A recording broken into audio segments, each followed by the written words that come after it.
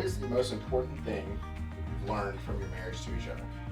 The most important thing, at least what I've learned, is that I'm not first. And that doesn't mean Kimberly's first either. The marriage is first. Our family is first. And that transcends personhood. It transcends one person.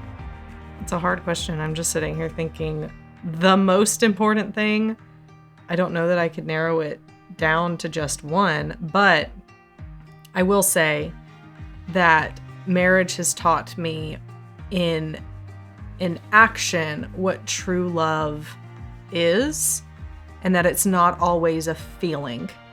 It is a set of decisions and behaviors that show up for the good of the relationship and for the good of the other person.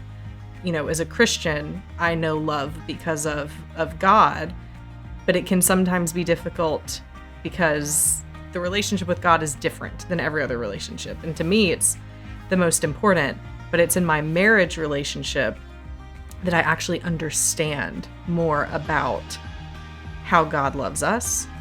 And it's how I understand more about how we should love others. And so marriage has taught me how to love in the midst of the person I love. That's you. I like this. That's a good answer.